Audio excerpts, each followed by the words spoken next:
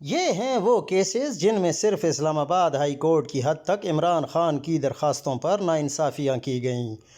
توشہ خانہ کیس میں بار بار کیس اسی جج کو ریمانڈ کرنا جس کے اوپر عمران خان کو اعتماد نہیں۔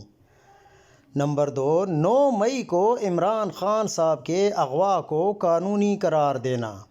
نمبر 3، سائفر کیس کی ضمانت کی درخواست پر لیٹ فیصلہ دینا اور پھر فیصلے کو محفوظ کر لینا اور 11 دن بعد فیصلہ سنانا اور بغیر کسی قانونی جواز کے ضمانت کو خارج کر دینا۔ نمبر 4، سائفر کیس میں مقدمے کے اخراج اور ٹرائل کو روکنے کی درخواست، لیٹ فیصلہ سنانا اور پھر کوئی قانونی پہلو نہ دیکھنا اور درخواستیں خارج کر دینا۔ 5، ٹیرن وائٹ کیس کے اندر 2 ججز نے فیصلہ عمران خان صاحب کے حق میں دے دیا اور عامر فاروق صاحب نے ابھی تک اس فیصلے پر دستخط نہیں کیے۔ 6، محفوظ کھانے اور وکلاء، ڈاکٹر، فیملی کی ایکسس پر 2 مہینے بعد فیصلہ دینا اور فیصلے میں واضح طور پر ڈائریکشن نہ دینا۔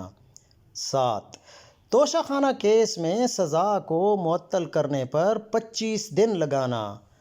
8، عمران خان صاحب کی طرف سے عدم اعتماد کی درخواست دینا کہ آپ ہمارا کیس نہ سنیں اور اس پر ہمارے درخواست قبول نہ کرنا اور تمام درخواستوں کو اپنے پاس رکھ لینا اور انصاف نہ دینا۔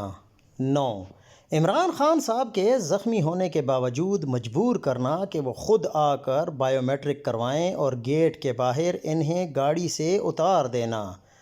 10، سابقہ وزیر اعظم کی سیکیورٹی کی درخواست پر فیصلہ نہ دینا اور عمران خان صاحب کا اپنی سیکیورٹی کے ساتھ اسلام آباد آنا۔ 11، ٹرائل جج طاہر سپرا سے تمام کیسز کو ٹرانسفر کی درخواست کے اوپر ہماری استدعا قبول نہ کرنا۔ 12، 9 مئی کو بائیو میٹرک کمرے سے عمران خان صاحب کو اغوا کیا گیا، توڑ پھوڑ، وکلاء، اہلکاروں پر تشدد کیا گیا، کیمرے اتارے گئے، اس کے اوپر انکوائری شروع کی گئی جو بعد میں بغیر کسی وجہ ڈسپوز آف کر دی گئی۔ آج تک اس پر پھر کوئی بات نہیں کی گئی۔ 13، توشہ خانہ کیس میں 26 گھنٹے ایک وارنٹ کی وجہ سے آپریشن کیا گیا اور اس وارنٹ کو 26 گھنٹے بعد چیف صاحب نے منسوخ کیا۔ نہتے لوگوں پر تشدد، ظلم، شیلنگ، واٹر کینن کا استعمال کیا گیا۔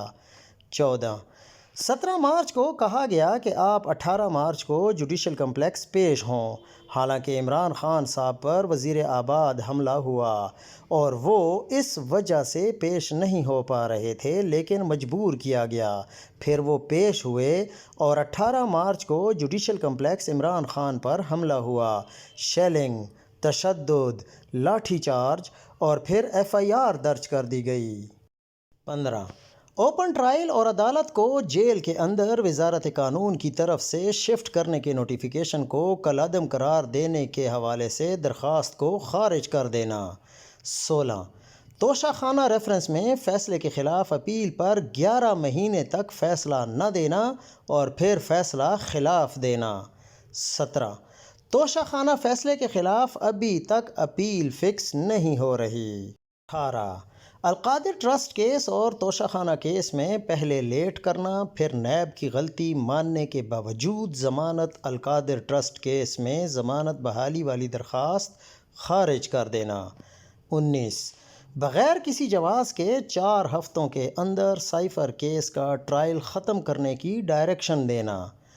20، سائفر ٹرائل کے اندر کی گئی غلطیوں کو جائز قرار دینا۔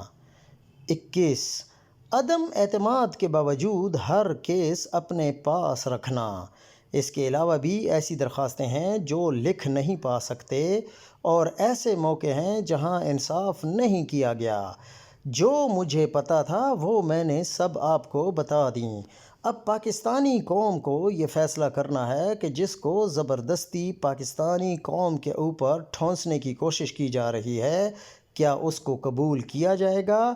اور پاکستان کے عظیم لیڈر جس کو ہر قسم کے ظلم و ستم کا سامنا ہے، کیا اس کو ہمیشہ جیل میں ہی رہنا پڑے گا؟ عوام خود فیصلہ کرے۔